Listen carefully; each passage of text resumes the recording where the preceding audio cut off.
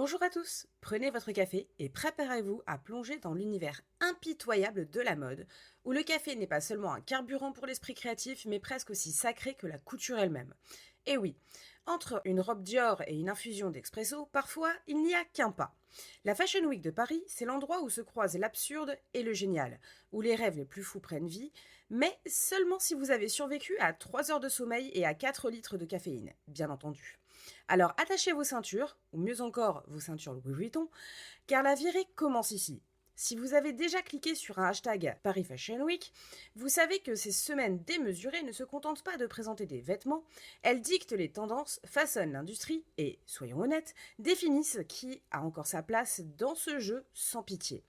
Des maisons historiques comme Balmain ou Chanel aux jeunes prodiges comme Germanier et Copernic, chaque créateur cherche à marquer de son empreinte un secteur où l'innovation est une obligation et la répétition un crime fashion impardonnable.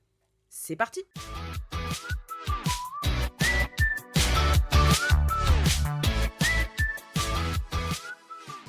Avant tout, je vais vous souhaiter la bienvenue dans l'histoire de la mode, un monde où tout a commencé dans des salons feutrés de la haute société parisienne et où, aujourd'hui, les influenceurs d'Instagram se disputent pour un siège en front row.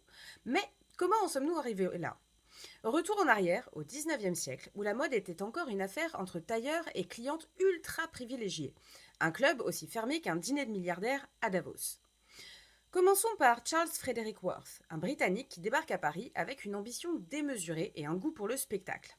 Worth, c'est un peu le premier à se dire pourquoi ne pas montrer mes créations en action plutôt que de les exposer à plat comme des tableaux.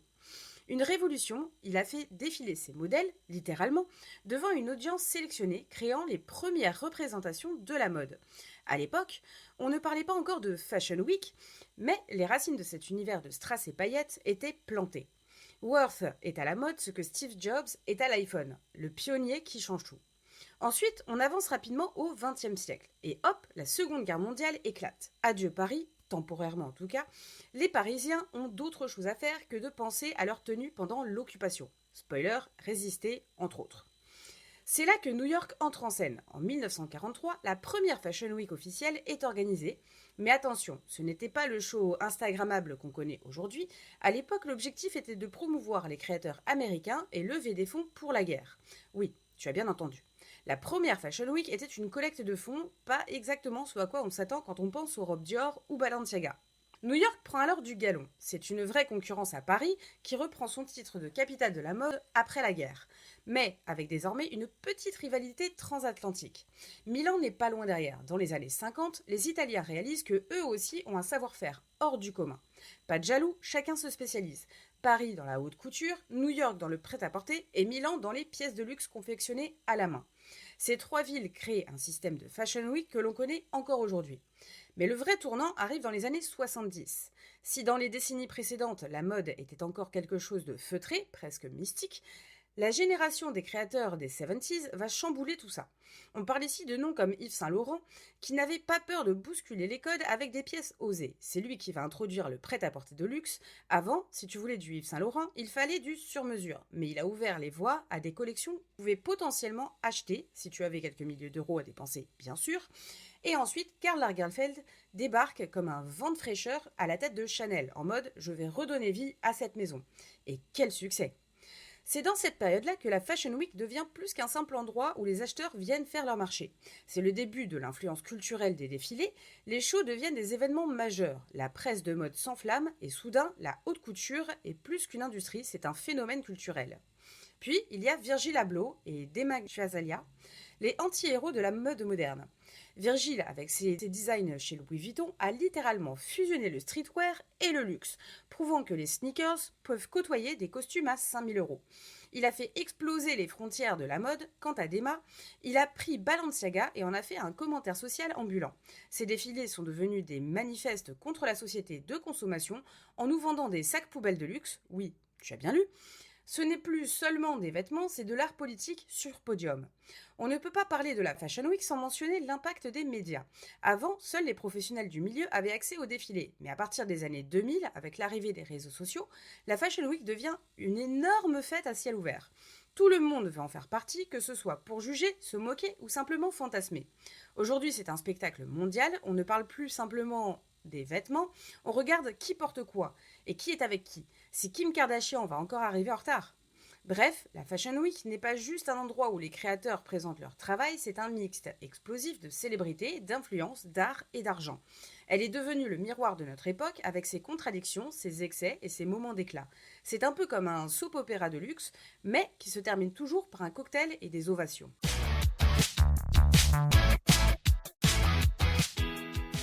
Quand on parle de Fashion Week, ce n'est pas juste des vêtements sur des mannequins. C'est un cirque glamour, un spectacle où chaque ville a son propre rôle, sa propre personnalité. Paris est l'élégante aristocrate, New York la rebelle urbaine, Milan la diva sophistiquée, et Londres, Londres c'est l'artiste excentrique qu'on ne comprend pas toujours, mais qu'on respecte quand même. Et si certaines Fashion Week sont des événements que l'on pourrait oublier, d'autres ont marqué l'histoire de la mode à coups de scandales, de génie créatif et de moments purement spectaculaires. Alors, on va voir ça. Commençons par Paris, parce que soyons honnêtes, la Fashion Week sans Paris, c'est comme un croissant sans beurre, c'est juste triste. Paris est le cœur historique de la haute couture, là où les plus grandes maisons ont façonné la mode telle qu'on la connaît. Et s'il y a bien un créateur qui a transformé les défilés en véritable performance artistique, c'est Alexander McQueen.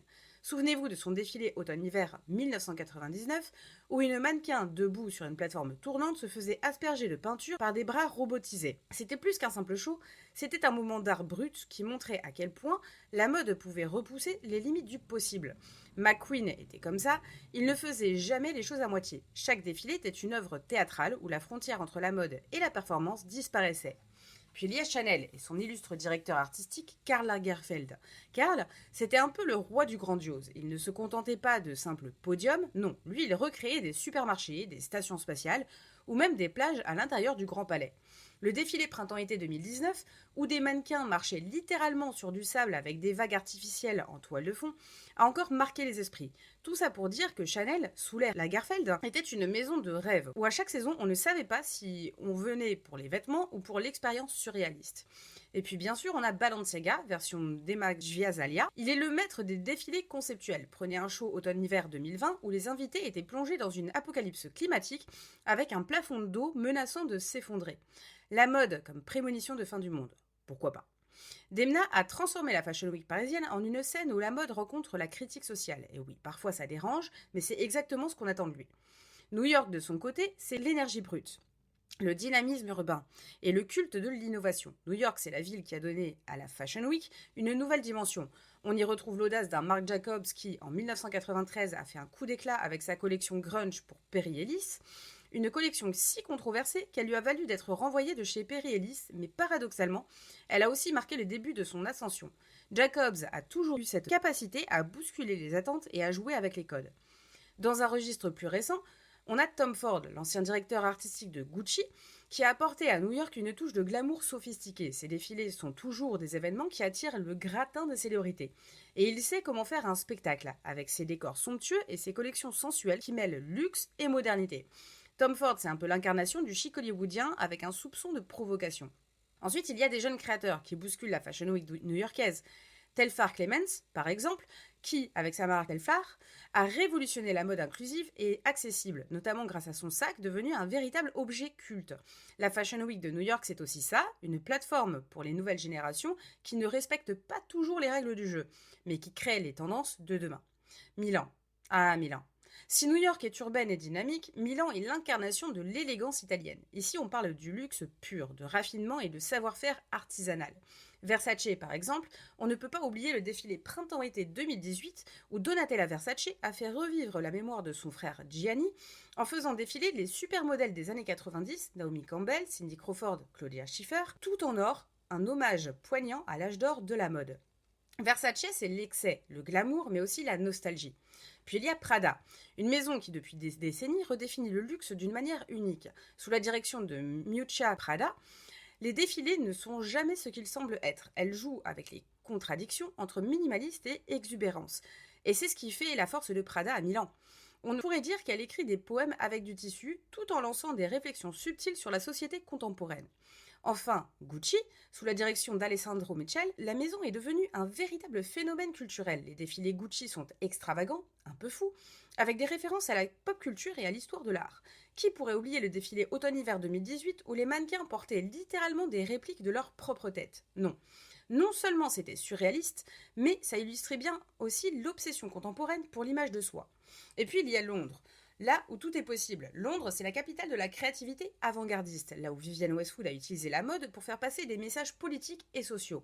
Dans les années 70 et 80, elle a littéralement défini la mode punk, puis il y a Alexander McQueen, encore lui, un enfant de Londres, qui a conquis Paris. Ses premiers défilés à Londres étaient bruts, choquants, mais d'une beauté à couper le souffle.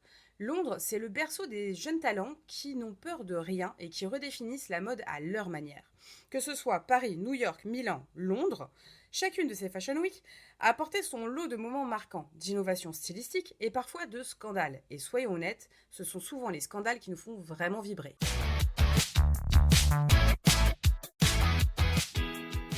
Autrefois, la mode avait un rythme bien établi. 4 Fashion Week par an dans les grandes capitales, Paris, Milan, New York. Puis, ça s'arrêtait. Mais aujourd'hui, oublie ça. La mode est devenue un marathon non-stop, avec des fashion shows qui s'étalent sur toute l'année. Pourquoi se limiter à l'automne et au printemps quand on peut lancer les collections en plein été ou même au beau milieu de janvier? Entre les collections resort et prix folle, il y a désormais une offre infinie pour satisfaire les clients les plus impatients et les marques les plus ambitieuses. L'idée derrière ces collections, offrir des options pour des vacances de rêve ou des mi-saisons, des événements qui n'existaient pas il y a encore quelques décennies. Mais la plus grosse révolution dans ce calendrier saturé est l'émergence de nouvelles Fashion Weeks en dehors des grandes trois traditionnelles. Parce que, soyons honnêtes, la mode est désormais globale et certaines villes qui étaient autrefois en dehors du radar deviennent aujourd'hui de véritables centres d'influence. Commençons par Copenhague Fashion Week. Depuis quelques années, cette ville s'impose comme un leader de la mode durable. Ici, la préoccupation principale, ce n'est pas juste d'être à la mode, c'est d'être respectueux de l'environnement. Les créateurs scandinaves comme Ganni nous montrent que la durabilité peut être aussi stylée que les paillettes et les strass des grandes capitales. Leur collection s'oriente autour de l'utilisation de matériaux recyclés, de méthodes de production responsables et surtout d'une esthétique cool, minimaliste mais percutante. Résultat, Copenhague devient de plus en plus incontournable pour les fashionistas qui veulent du style sans culpabilité écologique. Puis, direction l'Asie, avec Séoul et Shanghai, qui montent en puissance. La Seoul Fashion Week est désormais un passage obligé pour quiconque s'intéresse à la K-culture. Les créateurs coréens comme Blindness ou Degnak fusionnent des silhouettes modernes avec des touches culturelles traditionnelles, surfant sur la vague du succès mondial de la K-pop et des séries télé. C'est ici que le streetwear et le luxe se rencontrent de la manière la plus audacieuse possible. Quant à la Shanghai Fashion Week, elle s'est affirmée comme une plateforme de taille pour la mode asiatique. Des créateurs comme Samuel Guiyang réinventent l'esthétique chinoise en l'adaptant au goût contemporain avec une fusion des traditions et de modernité qui séduit un public international. Le Moyen-Orient n'est pas en reste avec la Dubai Fashion Week. Cette ville, autrefois connue pour son bling-bling opulent, se tourne de plus en plus vers une mode plus sophistiquée et diversifiée. Les créateurs comme Michel Cinco et Rami Al-Ali apportent un glamour distinct avec des pièces extravagantes qui allient tradition et innovation. Dubaï s'affirme ainsi comme un nouveau pôle du luxe à cheval entre l'Orient et l'Occident. Enfin, on ne peut pas oublier Sao Paulo Fashion Week. En Amérique du Sud, Sao Paulo devient un centre névralgique de mode avec des créateurs qui embrassent la culture brésilienne dans leur design. Des marques comme Osklen mêlent des inspirations locales avec une attention croissante pour la durabilité, le tout dans une explosion de couleurs et de textures tropicales. Toutes ces nouvelles Fashion Week sont bien plus que des copies des grandes shows traditionnelles, elles redéfinissent les normes, imposent leurs propres tendances et attirent l'attention sur des problématiques locales ou globales, qu'il s'agisse de durabilité, d'inclusion culturelle ou d'innovation stylistique. Résultat, le calendrier de la mode est désormais bien plus inclusif et diversifié, et le podium appartient désormais au monde entier.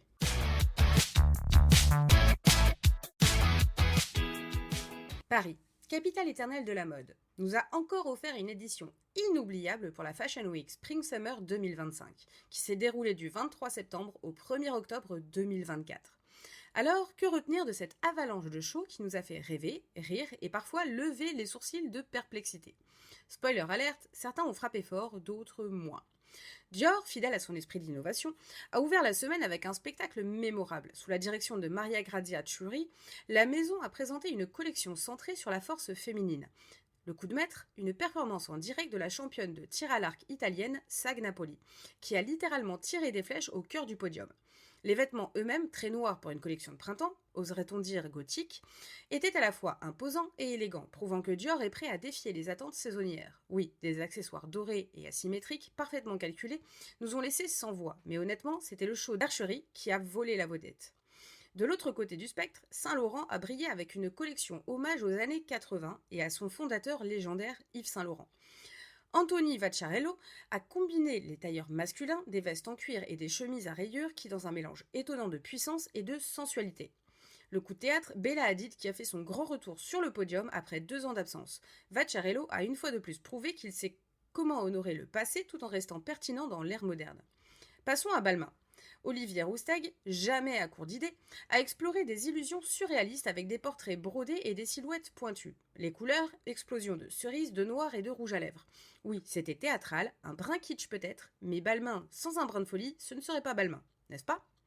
Parmi les jeunes talents qui ont marqué cette édition, impossible de ne pas mentionner Kevin Germanier avec ses créations faites à partir de matériaux recyclés. Oui, des rideaux en plastique et des cassettes VHS. Son show a éclaté comme une explosion de couleurs et de tincelles, évoquant une fête débridée avec une conscience écologique. Pas de doute, la mode durable a trouvé son visage en Germanier. Et on est là pour ça. Pour écrire le récit de sa collection estivale 2025, Nicolas Ghesquière pour Louis Vuitton fait un clin d'œil à la Renaissance. Ses vestes péplum, inspirées de la cassaque, un manteau court masculin porté largement ouvert avec de courtes manches bouffantes pour mettre en valeur les bras, sont un hommage à une époque que peu de gens se rappellent. Qui se souvient vraiment de ce que portaient les hommes entre le XIVe et le XVIIe siècle ? Personne, à part quelques historiens, évidemment. Pour adapter ce clin d'œil à la modernité, Ghesquière conçoit ses pièces dans des tissus souples, avec des rayures qui poussent les courbes du corps. Il n'hésite pas à y ajouter des tweeds doublés du fameux tissu marron monogramme de Louis Vuitton, un chic ultime, discret, qui s'inscrit parfaitement dans cette idée que le luxe ne doit pas être ostentatoire, mais refléter les valeurs d'une marque. Arnaud Vaillant et Sébastien Meyer, les cerveaux derrière Copernic, ont fait des vagues avec leur défilé printanier à Disneyland Paris. Un lieu aussi inattendu qu'enchanté, c'était la cerise sur le gâteau de la Fashion Week Printemps-été 2025. À peine le spectacle Louis Vuitton terminé au Louvre, les experts de la mode ont dû quitter la cour carrée pour plonger dans le monde féerique de Mickey. Et pour cause, le duo a avoué que Disneyland a toujours été une source d'inspiration depuis leur enfance dans le sud de la France. En arrivant, les invités étaient accueillis par les personnages emblématiques de Disney, ravivant les souvenirs d'enfance à coups de jeux de lumière et de mélodies de dessins animés. Le château de la Belle au Bois dormant, toile de fond idéale, a vu défiler des modèles incarnant des princesses et des méchantes, dans des créations où les codes de Disney se mêlent à des pièces contemporaines. Des Mary Jane aux mini-robes pailletées en passant par le nouveau sac Ariel Swipe Bag en silicone recyclable, chaque détail faisait écho à l'imaginaire collectif. La magie a atteint son apogée avec Kylie Jenner, clôturant le show dans une robe bouffante digne d'une princesse moderne.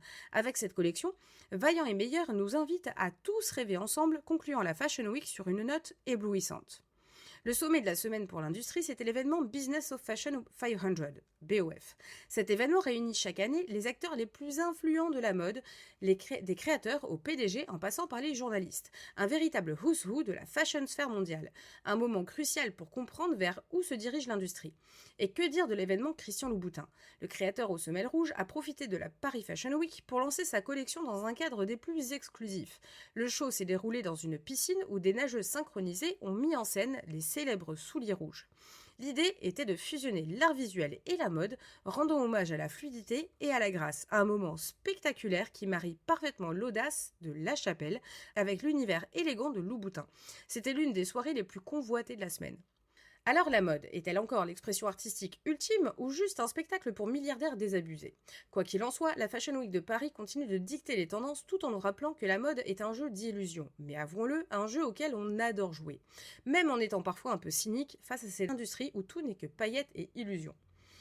Cette véritable célébration de la mode, rassemblant un éventail impressionnant de célébrités et d'icônes du style, chaque défilé était une vitrine de créativité et le tapis rouge a été envahi par des stars prêtes à briller.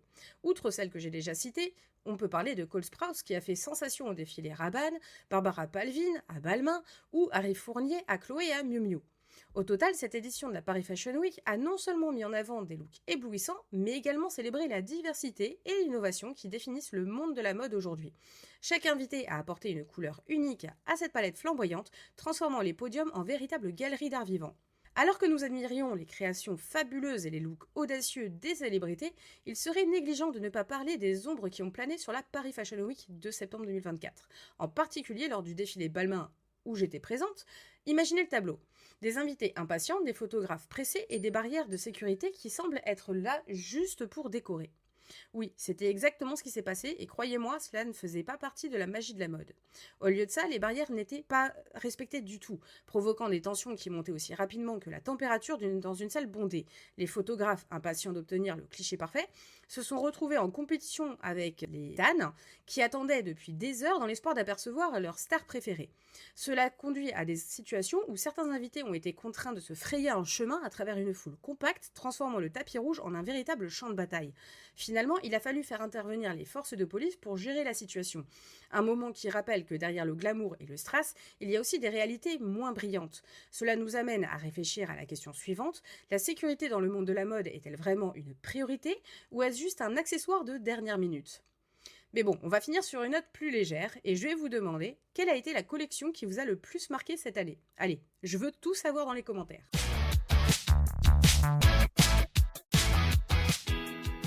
Alors voilà, on a fait le tour d'horizon de cette Fashion Week de Paris Spring-Summer 2025. Et quel tour! Entre l'histoire fascinante des Fashion Week, des événements marquants comme l'incroyable show de Copernic à Disneyland et la montée en puissance des jeunes créateurs comme Kevin Germanier, on peut dire que cette édition a su mélanger tradition et innovation. Louis Vuitton a encore prouvé qu'il était au sommet du luxe avec ses inspirations, tandis que des événements comme le BOF 500 et le dîner Christian Louboutin ont ajouté une touche de glamour et d'exclusivité à cette semaine déjà bien remplie. Mais au fond, cette Fashion Week nous a aussi rappelé que la mode ne se limite plus à un podium et à quelques tissus. C'est un univers où l'art, la technologie et la culture se rencontrent pour façonner les tendances de demain. Alors que ce soit les classiques comme Dior et Saint-Laurent ou les nouvelles étoiles montantes, il y en a pour tous les goûts, ou pour toutes les ironies, selon votre niveau de cynisme. Et pour vous, si vous deviez assister à une seule Fashion Week, laquelle choisiriez-vous ? Paris, Milan, New York ou une des nouvelles venues comme Séoul et Copenhague ? On attend vos réponses avec impatience dans les commentaires. N'oubliez pas de vous abonner au podcast, de partager vos moments préférés de cette dernière Paris Fashion Week et de nous retrouver sur les réseaux sociaux pour continuer la conversation. À très bientôt pour encore plus de couture, de café et un peu de sarcasme bien sûr. Allez, salut!